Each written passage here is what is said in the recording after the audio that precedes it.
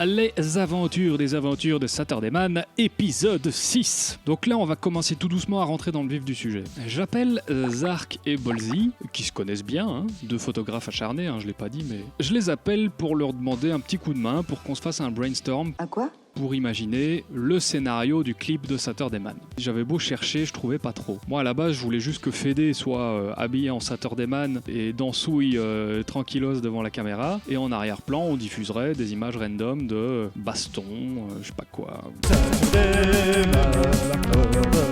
Je savais pas trop en fait. Bolzi propose de faire un petit barbecue. Alors le barbecue, comment dire ? Je lui ai déjà fait des coups à Bolzi qui étaient vachement dégueulasses en termes de crasse et tout ça. Notamment une fois, il a gardé mon appart pendant une semaine et j'avais oublié de changer les poubelles depuis un mois. Ah, s'il avait envie d'aller pêcher, il y avait de l'appât. Donc Bolzi nous invite à ce barbecue et je me rappellerai toujours de ce parasol qui était mauve de moisissure. Et au moment où il l'ouvre, il y a des grosses araignées qui tombent du truc.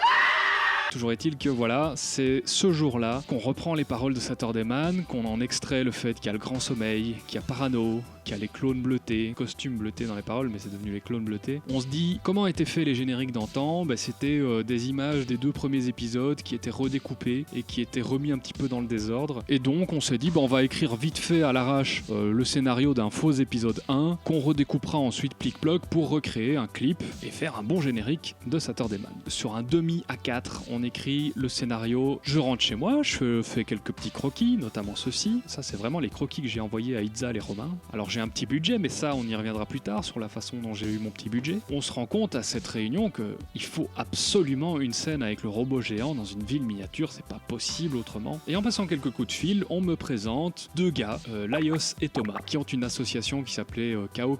Et on me les présente en me disant, tiens, ces gars-là, ils fabriquent des robots géants. Alors, je sais, dans les conventions des gars du genre, t'en vois plein, mais à l'époque, le fait de savoir qu'il existait à Bruxelles des gars qui fabriquaient des robots géants, c'était un petit peu... Alors sur base de mes croquis, Itzal se lance dans le costume du grand sommeil. D'ailleurs, la pauvre, au début, elle pensait que c'était un lit une personne. Elle a fait tout un boulot et je lui ai demandé d'agrandir le truc, ça a été un enfer pour elle. Pour le masque du grand sommeil, on décide de faire un moulage de la tronche de Dominique, mon bon pote DCE qui se retrouve... Oui, mais c'était évident que c'était lui qui devait faire le grand sommeil. Mes chers petits gnomes putréfiés. J'avais même pas besoin d'acteurs, j'avais juste besoin de gens qui gigotent un peu dans leur costume. On comptait pas utiliser ça en tant qu'épisode, donc... Alors, on amène mon bon vieux pote DCE chez les KO et on décide de le mouler, de lui faire un moule en plâtre. Alors, ceux qui savent ce que c'est un moulage de tronche en plâtre savent que non seulement c'est dangereux, mais qu'en plus c'est terriblement périlleux. C'est vachement drôle parce que à partir du moment où il était complètement recouvert de plâtre, on avait l'impression qu'il était plus là. T'avais un truc dans un coin, là, une espèce de statue immobile, avec 2 pailles pour respirer. Quelques jours plus tard, je reçois le moule de la tête. Ça aussi, c'était vraiment étrange. Je me rappelle, j'étais en bagnole, j'avais la tête de Dominique dans mes mains. Et c'était vraiment sa tronche, je le reconnaissais. Mon cerveau me disait, c'est Dominique. C'était glauque. Et je vais chez mon bon pote Romain, qui lui, justement, savait faire des masques depuis un moment. Et c'est là qu'ensemble, avec Romain, on crée le masque du grand sommeil. Et la première personne qui a pu porter ce masque, c'est pour les... Non, je déconne. La première personne qui a pu porter ce masque, regardez. Avec. Moi, j'ai vu ce ne sera pas toi.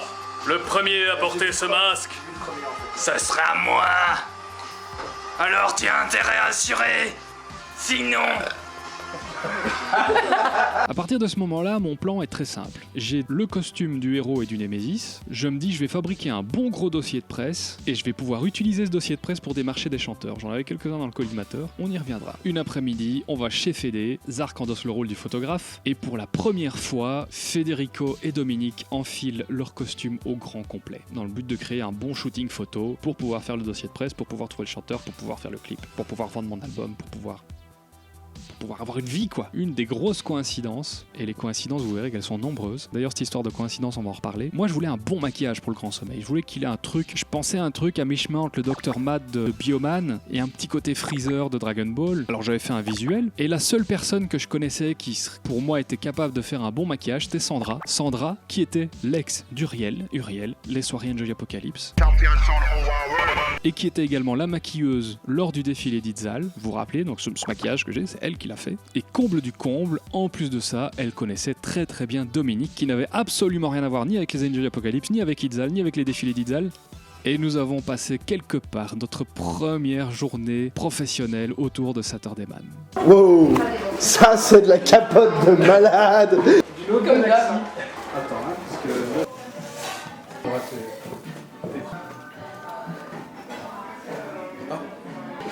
L'ennemi juré. Ah putain. Saturne des man. C'est vrai? Si tout ne vient pas, moi avec ma main cassée. Ma chambre est un studio.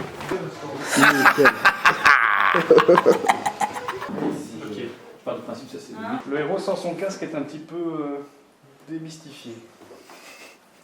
Démystifié, tu trouves? S'il manque de sponsors, est un cycliste. Saturday Man. Ouais. Je suis pas peur.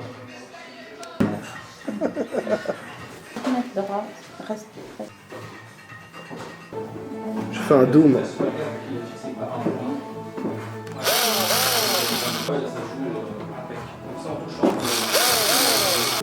Eh, c'est sympa quand tu le refermes, ça te fait un petit effet L'Oréal comme ça. Dominique, viens. Faut lui donner une claque. Mais ouais, c'est confortable en fait. Il est confortable ce costume. Si je croise les ongles, ils sont complètement foutus. Ouais, voilà. Et alors, ça Pas fait... rire, tu vois, je sais pas. Non, Des mouvements lents, hein. non. Patient. Ouais. Le problème, c'est pour lui, il faut du plein pied.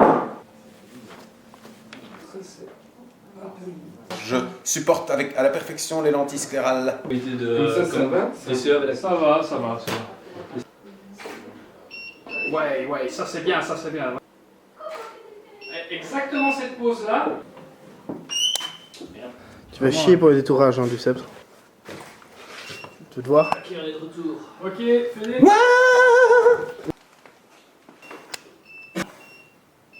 That's some piece of shit, get out of my set!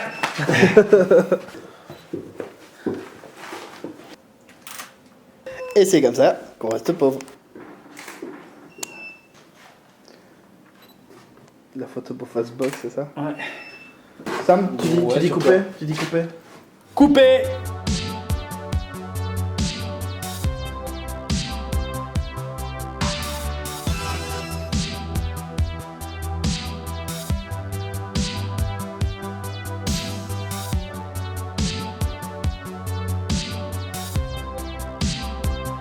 Ça sent que quelque chose était en train de se passer. Avant de vous parler de ce que j'ai fait avec ce dossier de presse, ça me semble important et utile de vous expliquer de quelle façon j'ai obtenu mes financements. Je vais donc vous dévoiler tous mes secrets dans l'épisode 7.